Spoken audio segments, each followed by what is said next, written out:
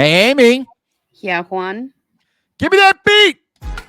It's Baseball Shangri-La with Amy Cuevas and Juan Ramirez.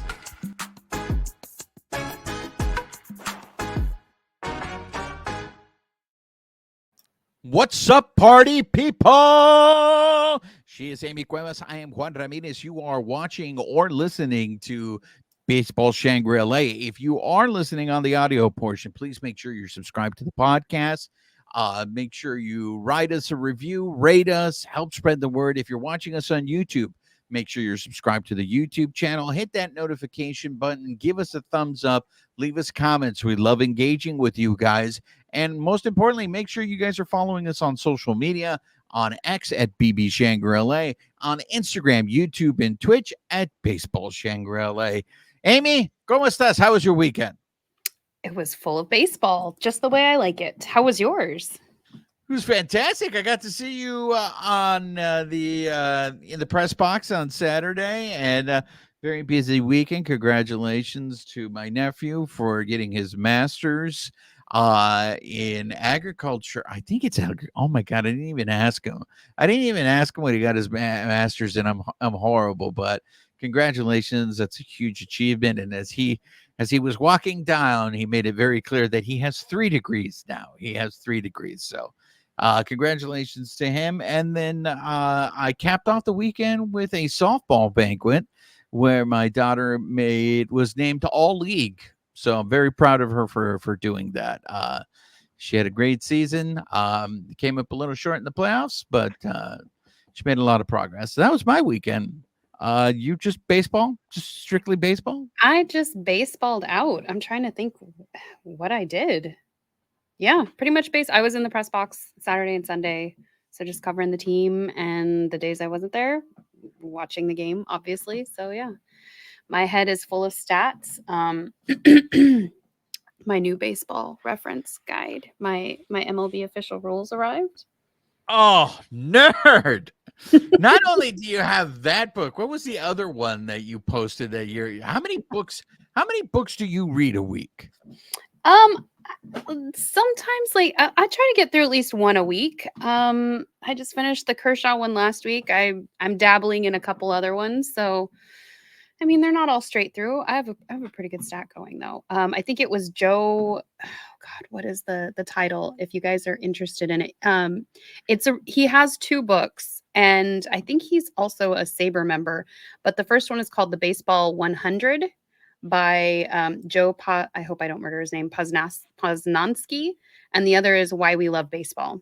Same thing. And he writes in a very fluid way, so it's not like a textbook. It's like he's telling you a story. So I got totally sucked in. There you go, Amy's book club, ladies and gentlemen. So let's get into it because we have to cover a lot of baseball on this Monday. We're gonna cover 2 series. So let's start with the Gigantes. So the Dodgers went up to San Francisco after losing 2 out of 3 to the Show Pods. And the Giants are scuffling. So I think this was a perfect opportunity for the Dodgers to get right, and it looks like they did. They ended up winning 2 out of 3 in that series. Amy, what did you see in that Giants series? I mean, there was quite a few things. The guys still hitting home runs, trying to segue into a little bit more of that small ball, but Mookie Betts, Kike Hernandez, Ohtani, they all got a home run. Yamamoto, he went, I think, 5 2/3 innings on Wednesday. That game went into extra innings. I think the highlight for me was seeing Eliezer Hernandez pitch, and he went 6 innings. It was supposed to be like a mix mash of a bullpen game, and he ended up going 6 innings, and then Eduardo Salazar, who we brought up, ended up pitching out, I believe, the balance of it. And it was just like, wow, for what we expected to be a bullpen game, Juan's like worst nightmare of like 10 million pitchers in a game, and we only had 2. And you know what? I have to, I want to give him his flowers because I think that game was supposed to be a straight out bullpen, but those 2 guys, and who knows how much longer they're going to be on the. Well, actually, I think they already optioned Salazar. I think poor Salazar got in one game, and they said thank you very much. But Alicia Hernandez, I think they're going to keep him around just probably until reinforcements come in. But I Mm. think he was the big surprise. I don't think anybody had it on their scorecard that he was going to give him 6 innings, and he kept the team in the game. I mean, look, the Dodgers maybe it might have had a chance to sweep that series if their mortal enemy didn't show up, and I don't mean by mortal enemy the San Francisco Gigantes. Their mortal enemy, as we all know, is hitting with runners in scoring position. And in that game, they went 0 for 5. They left 11 runners on base. So I think everyone was surprised by the performance that Hernandez gave, but I am curious to see how much longer he is going to stick around because if he's look, the Dodgers we're going to have all these updates to give you in terms of injuries and stuff like that. But the pitching staff, I think, is going to start getting pretty crowded once these guys start coming back. So I don't know if there is a space for Hernandez, but Hernandez could probably fill in, maybe be a right-handed version of Ryan Yarbrough on the games that the Dodgers decide. I mean, we saw them throw a bullpen game against the Reds.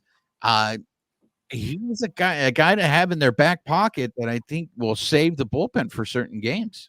He had a 2.83 ERA in the 6 games in Oklahoma City, and they were saying his last major league start was October 5th in 2022 with the Miami Marlins. So to come out and give them 6 innings, I think is great. 91 pitches, 63 for strikes. He faced 24 batters. You're correct.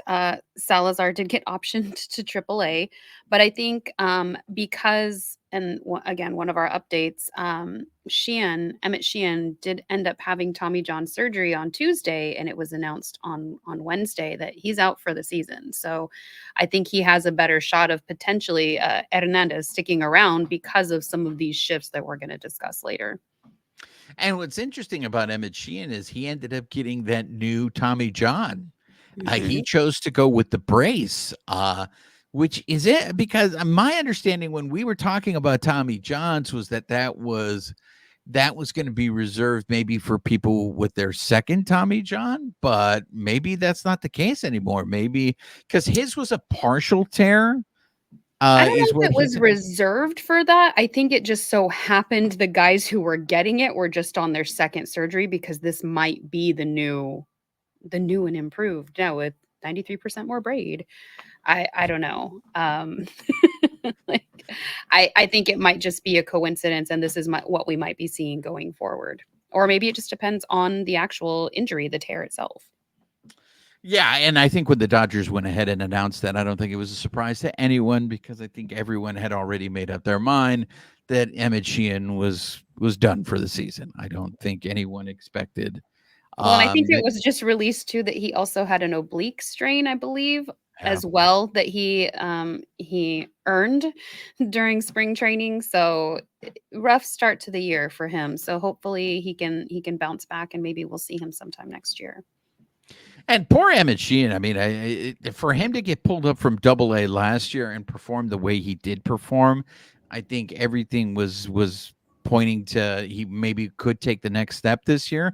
But to me, the person who has taken the next step this year, and somebody I want to give my photos to, is Gavin Stone. Gavin Stone, again, just went out there. He pitched 6 strong innings, only gave up a run. And he is becoming slowly someone very reliable, someone very dependable in this starting rotation.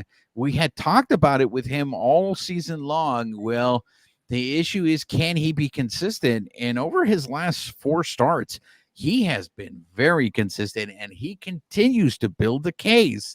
We saw Walker Buehler come back.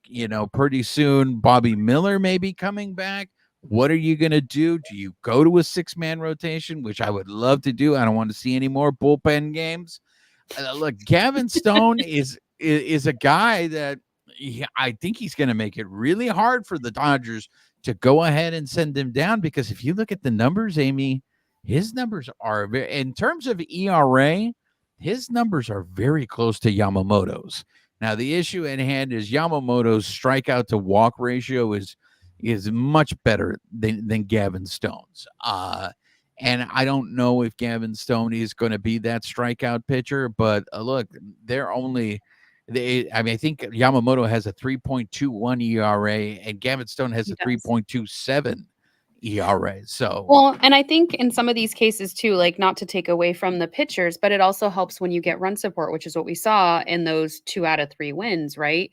It was 6-4. Yamamoto gave up 4 runs, but then was able to limit the Giants. They didn't get another run after that. And then our guys bolstered that, being able to score 6 on that Monday game. And then we scored 10 on Tuesday, like an abundance of runs that maybe we could have bled over to Wednesday. But Stone and Yamamoto both got that run support behind, you know, good starts. And then, you know, poor Elias or Hernandez, he got 1 run and, you know, but sometimes that's baseball. You're going to have those days we can't win them all. So look, that happens all the time. I mean, every time we see the Dodgers score double digits, and it's like, "Hey guys, save some runs for tomorrow." So I knew it the minute that it was like, "Oh, they're scoring." That means they're not going to score tomorrow. It's going to be a bullpen game. I'd hate to sit there and say, "Oh, they threw in the towel in that game when they could have swept the it Giants." doesn't always happen because they scored a bunch of runs against Miami and then they won the next day too. So, I mean, I mean, granted it's Miami, but I mean, there are some days where they blow out and they still manage to come through the next time. So, And it was surprising because they faced Logan Webb, someone that they've had success against in the past. But they did what they were supposed to do. They won the series, especially bouncing back after losing the series to the Show Pods. The Doyers did what they had to do, and they could return home. But the minute they return home to face the Rojos, what about that home run from Ohtani though? That almost went into McCovey Cove. I'm just and throwing that out there. and not only go into McCovey Cove from right field, from right center, which is the triples alley. Yes, that was a shot. It's just so funny because going into the series, I think he had only played 2 games in San Francisco at Oracle Park. Really? And yeah, because it was the Angels, the No, Angels, and before they had gone to this schedule where they play every team, they weren't playing the Giants that much. So I know Robert's got a lot of questions about, hey, what is it about this stadium that Ohtani can't, does he not see the ball well here in this stadium? And it cracked me up because Roberts is like, how many games has he played here? He's like, trust me, he'll hit. 446 feet later, he had an exit velocity of 113.4 miles per hour, but 446 feet like that. Dang. Turns out you just have to give Ohtani a little more some more games and more at bats, and I think can pretty much hit in any stadium. What? He just needs more time? That's shocking. Exactly. So yes, we don't want to leave out that shot that he hit there in San Francisco. But as they headed home to Los Angeles to face the Rojos, things start changing for the Doyers in terms of the injuries are rearing their head again. And in particular, I want to start with Max Muncy because what's the official injury that he has, Amy? Right oblique strain. He suffered it Thursday night during batting practice. So I know Roberts hinted, and you know how I feel about this. I don't feel that the Dodgers are honest or forthcoming with their injuries. I need a separate supply of chocolate for you just for the injured list. But they make it seem, and correct me, because I know you were in there with me also, they make it seem like, after the 10 days, he should be fine and ready to come back. Maybe he will, maybe he won't. But what are you going to do about it if he doesn't come back? They don't. It's like they don't have to say that. They can just say, you know what, he's on the injured list. We'll see how he reacts. Because anybody that's that. But if they don't give you guys a timeline, then you guys are like, oh my gosh, why didn't they give us at least an estimate? All they said was he's hurt. Like they're never gonna win. Well, no, because here's the thing, though, Amy, is okay. He's put on the 10-day. Anybody who's had that injury has said it's been a month or 2. So it's like set realistic expectations. Like don't sit here and say because this is what's going to happen. Okay, you say 10 days. all right, you have to put him on the 10-day, okay? Mhm. But there's a likelihood that he might be on there longer because we have to see how he recovers. But when you sit there and say, well, we think after his 10-day stint, he'll be ready to, and then if he doesn't come back in the 10-day stint, then you're going to have a bunch of questions. Well, what's wrong with him? What's wrong with him is he had an oblique strain and it wasn't realistic for him to come back after 10 days. So then just don't hope for the 10 days then. Like if you think it's going to take longer and you haven't seen the scans but he has, and maybe it will take longer, maybe it won't, then just don't, just in your head, just know he won't be back. And then Well, and then you won't have the frustration. That's my way of telling you I don't expect Max Muncy to be back within 10 days. I expect Max Muncy's going to be out, I think, at least a month. I think Okay. he's going to be out at least a month. We're going to see Kike Hernandez at third base. I think what's going to happen, Lipschitz, our good friend Lipschitz, is tearing it up in the minor leagues right now for the Doyers, and I think he's playing third base. So you may see Lipschitz come up for. I don't know a player by that name. I'm sorry. Who? Lipschitz. Remember the guy that they got from the Tigers? I don't think that's his name. Wasn't it Lipsius? Okay, Lipsius. All right. So Lipsius is on a tear down there. So you may see him once they realize that Muncy is going to be out for a while. I mean, the thing is, the hope is that it's not 2 months, that it doesn't turn into 2 months. I think a month is manageable. It's not like Kike is not talented enough to take over at third base, though. He's been doing it the last couple nights. He played at the end of last season. He's played, the days that Muncy has gotten off. So it's not like we don't have a backup in that respect.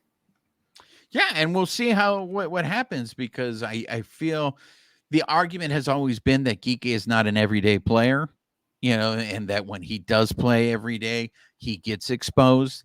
It seems like you want to set him up for success. The best way to have him be successful is having him play sparingly. So the fact that they are going to need him at third base, we'll see. Sure, but we also have to keep in mind that he's been playing the last couple years where we're taking that sample size with a double, what was it, a double sports hernia. So we're getting to see him actually play in a season where he's not injured and see what he can do, how he can hit, how that's going to impact how he plays every day. So maybe he is better platooned, maybe he's not. Time will tell. I hope he can hold down the fort. I mean, if not, you're going to have Miguel Rojas, who can also play third. The issue at hand is, I think, and we're going to get this into the next episode with Mookie at shortstop. Does he need maybe to be spelled at shortstop a little more? We're going to get into that whole discussion in our next episode. One of the other things I want to give more updates on injuries. I don't know if you got this information, Amy, in terms of Dustin May and Evan Phillips and Bobby Miller. Do you have those updates? I think he gave them on Saturday. I didn't jot them down, at least not about Dustin May, but Evan Phillips is progressing. Bobby Miller has been throwing, so we saw him out on the field. He was even out there yesterday throwing, but I don't have the exact quote if you have it. Here are the latest updates. Dustin May just started throwing off the mound. And again, look, this is about his rehab. I do not expect. I saw someone on social media today making, predictions that Dustin May would be on the playoff roster. And it's like, cálmate. Take it easy, so, but that's a happy thought. Let's, he is throwing off the mound. Let's not trine in him where we try to bring him back at the end and then end up doing more damage. Exactly. And then Evan Phillips, Dave Roberts did say that he's going to need about a 2 to 3 game rehab. They expect Evan Phillips probably back in 7 to 10 days. That's the latest update on Evan Phillips. And then Bobby Miller, we saw him throwing off the mound at Dodger Stadium on Saturday. You saw him throwing again on Sunday. He is scheduled to do a 3-inning simulated game on Tuesday. So based on that, I think then they'll know what they're going to do, how he comes out of that, whether they'll send him to Arizona or if they're actually going to send him to the minor leagues to do a rehab assignment. So that's the latest in terms of the injury front right now with the Dodgers. But then they come home to face those Rojos, those pesky Rojos that did a number on them last year at Dodger Stadium. But the Dodgers came back and they took care of business, winning 3 out of 4. But I will say that first game back on Thursday, that one made me go, ya vamos a empezar otra vez, especially getting at Glass now. And for Amy, those of us who weren't blessed to learn Spanish as children.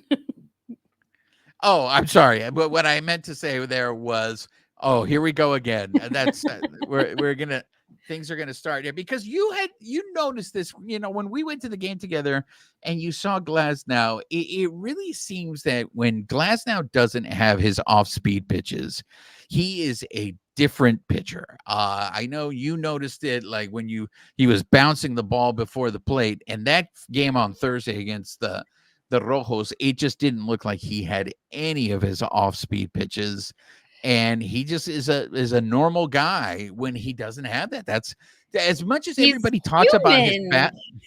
Yeah, but I mean the thing is, as much as everybody talks about his fastball, I think he's much more reliant on that off-speed pitch in order to be successful. Well, and unfortunately, the day he goes only 5 innings and he gives up 4 runs, that's that's the day that our bats go cold.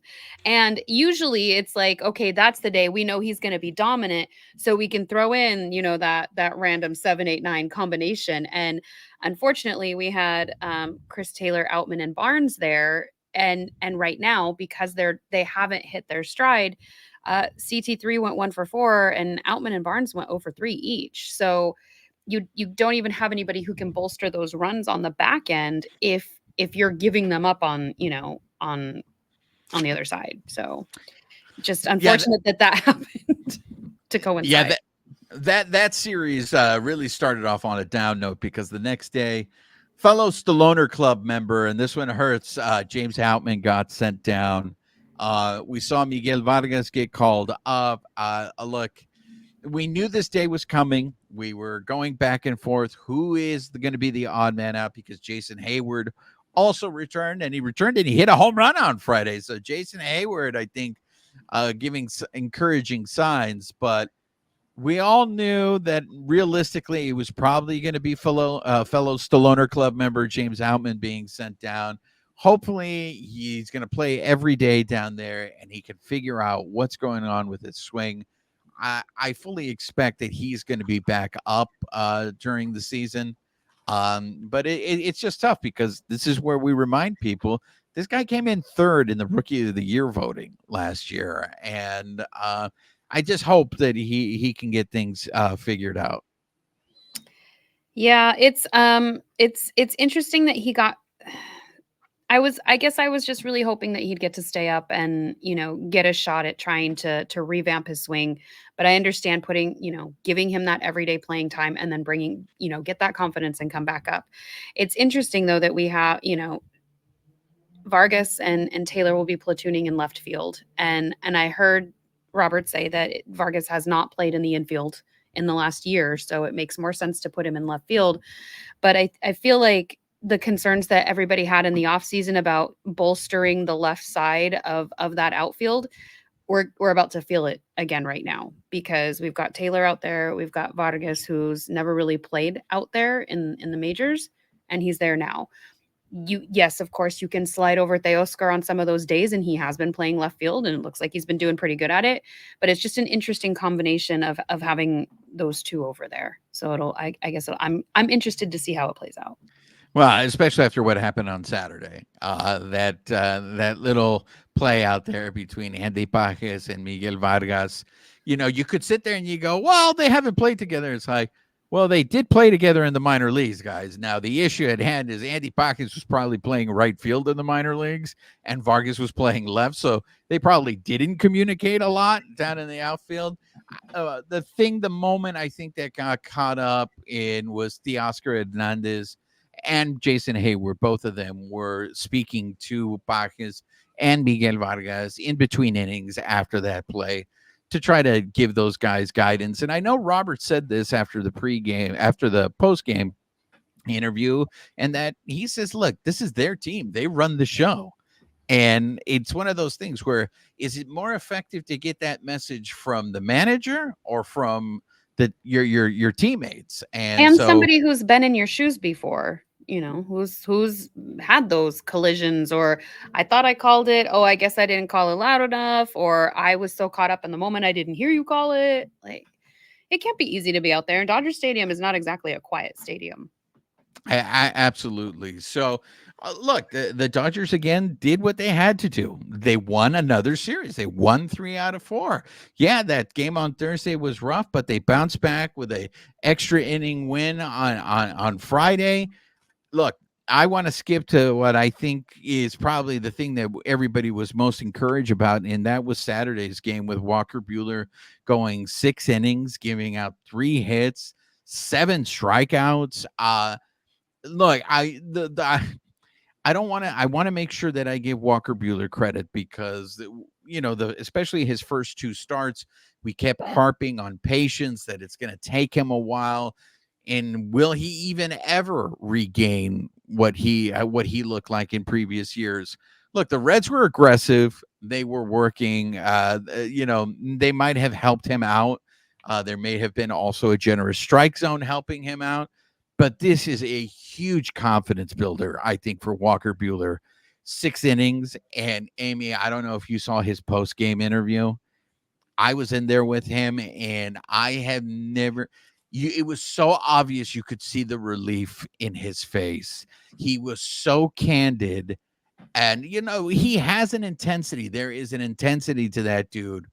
But he really, I know you're a big fan about the human aspect of it, but that dude really came off as, I'm going to enjoy this moment, because it had been 2 years since he won a game in Major League Baseball. Well, And and gosh, he had 2 starts and everybody was already sky is falling about how he's going to pitch. And it's like, give the guy time. And look, 3rd game in, much like Yamamoto, kind of starting to settle in.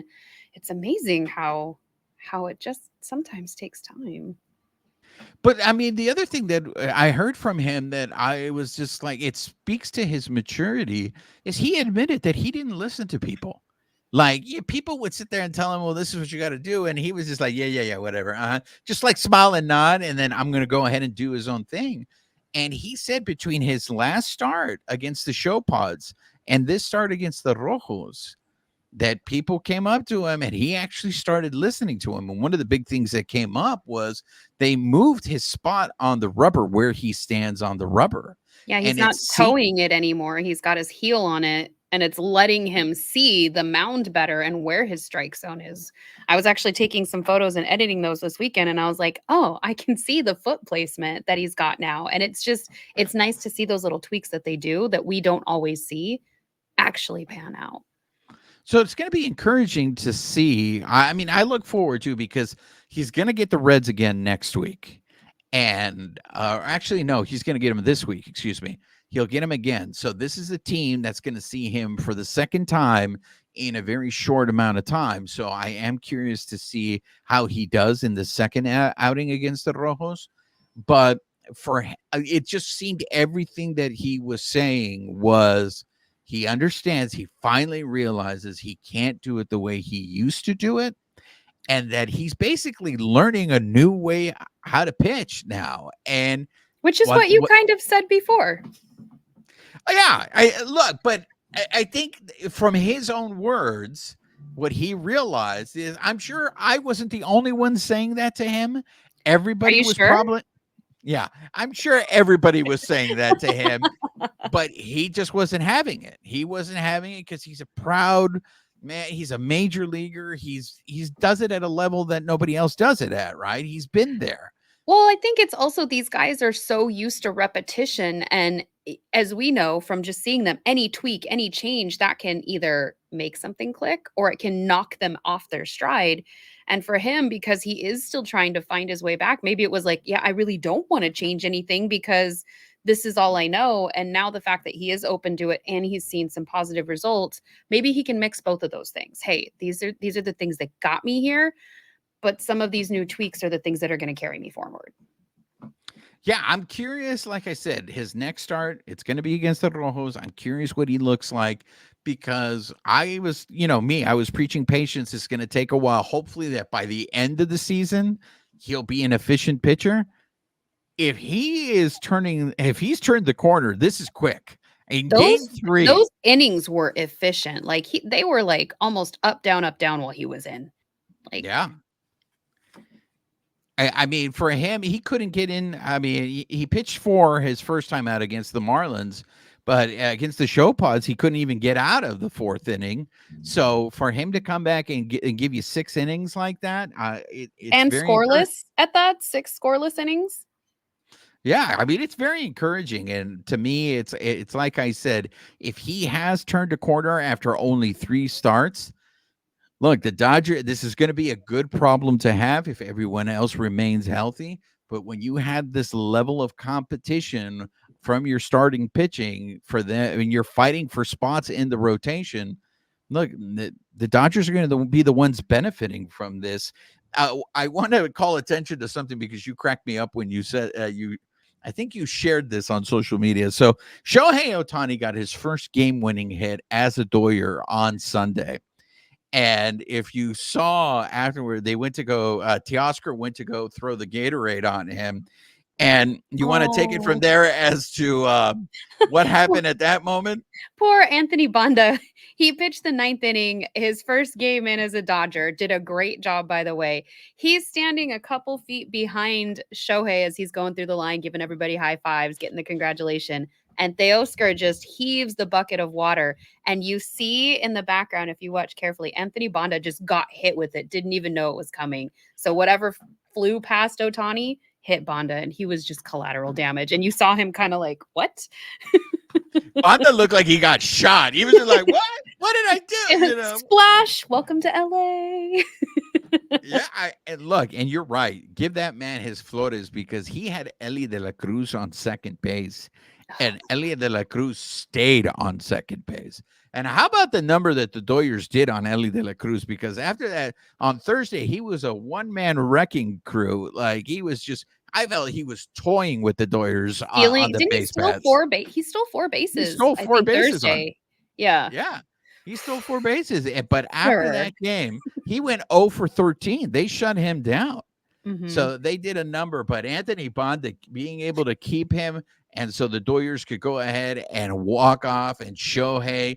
And you remember at the beginning of the season, Amy, when everybody was bitching and moaning that Shohei can't hit with runners in scoring position and that he was horrible? Look at his numbers lately now with runners in scoring position. Again, guys, look at the back of the baseball cards. By the end of the year, the numbers are the same. Why are you shaking your head? Because it's baseball. It just makes me laugh because it feels like some people out there just want people to be perfect all the time. And I know I sound like a broken record, but like, this is baseball. Nobody would really want that if that's what we got. And, I think you got me earlier with do you even like baseball, bro? So. Do you even like baseball, bro? I love it. We got to talk about this before we wrap up the show, Amy, but the Shohei Ohtani bobblehead madness. So the first bobblehead that was given out this year, because the Doyers are giving out 2 Shohei bobbleheads this year. So 2 Shohei bobbleheads, a hat, and then a t-shirt. So he's got 4 giveaway days. So do you want to let everybody know, first of all, did you end up going to that game on Thursday? No, because I knew I wasn't going to get out of work in time to even try to get there early enough to get in. It wasn't broadcast, at least not to my knowledge, that they were opening the gates earlier. But I think there was such an influx of people, they actually had to open the gates an hour early because they were turning away so many. And when you're coming down there for a game, like, where do you go? Unless you know LA really well, like, they're like, okay, where am I? I'm just going to park. Go to Elysian Park. Like, yeah, but like, is that where everybody else is right now too? Like, do you have a stadium parking lot's worth of people in Elysian Park? So take yourself a 12-pack and then you have a party at Elysian Park. Normally, they let people in at 4:40. I think they were letting them in from what I heard at like 3:40. But people sometimes they don't even open the stadium, like the cones for you to even get into the parking areas till about like 4:10. So yeah, I I think it was madness. But did you go to that game? I did not go to that game. That game, from my understanding, there was already a line outside of the gates, not cars. I'm just talking about people lined up on the sidewalk for them to open Oh the yeah. game 4 hours before game time. I think one Okay. of our listeners, Philip Lopez, was out there in one of the lines. He had pictures up on his social media. Like it was I didn't not expect it. I don't know why I just used a double negative there, but like I expected it, so I planned to not go because I wasn't going to take the day off work.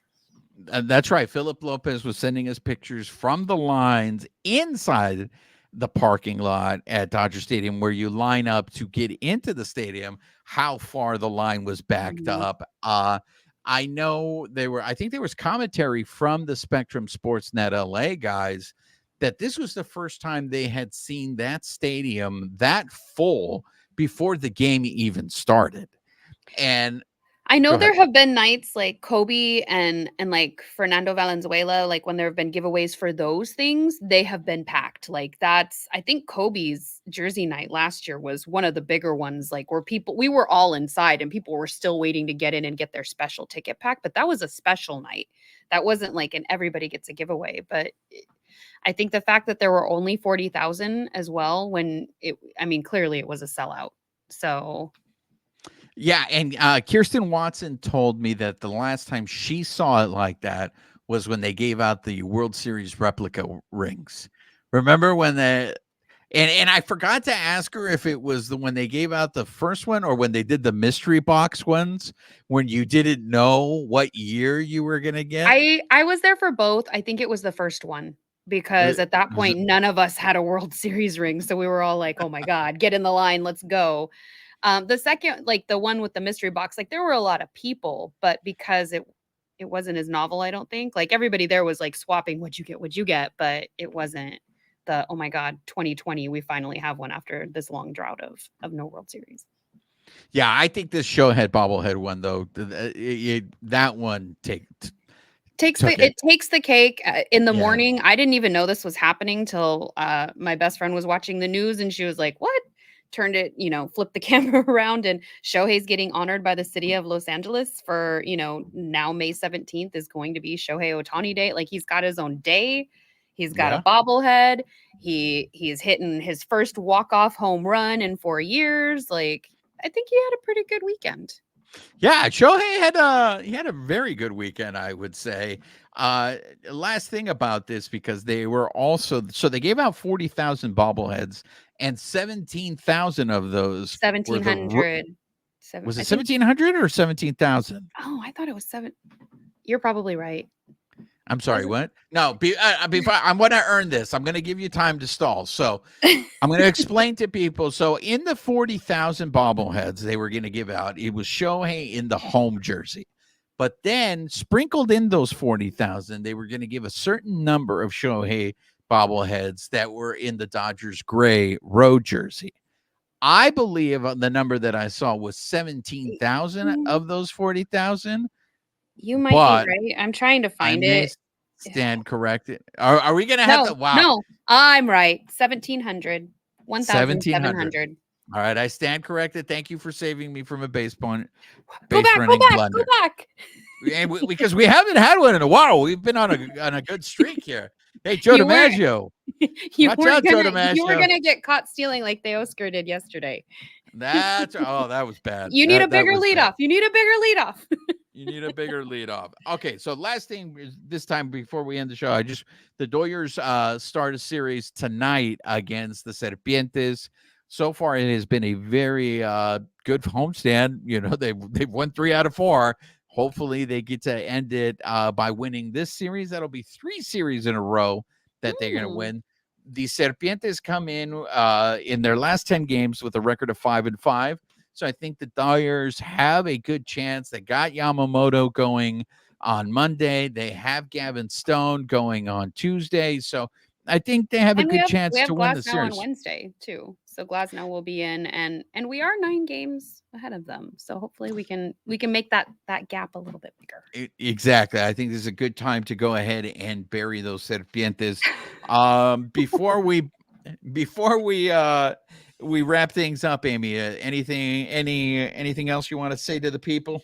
Oh, I just love baseball. It's so great. Do you even like baseball, bro? I love baseball, bro. All right, so that's going to do it for this episode of Baseball Shangri-La. She is Amy Cuevas. I am Juan Ramirez. I want to remind everybody, if you've been listening to us on the audio portion, please make sure you're subscribed to the podcast. Write us a review, rate us, help spread the word. If you're watching us on YouTube, make sure you're subscribed to our YouTube channel. Hit that notification button. Give us a thumbs up and leave us comments. We love engaging with you. And finally, make sure you're following us on social media, on X at BB Shangri-La, on Instagram, YouTube, and Twitch at Baseball Shangri-La. Once again, she is Amy Cuevas. I am Juan Ramirez. Nos despedimos con un beso. Amy, say goodbye to the people. Goodbye, people.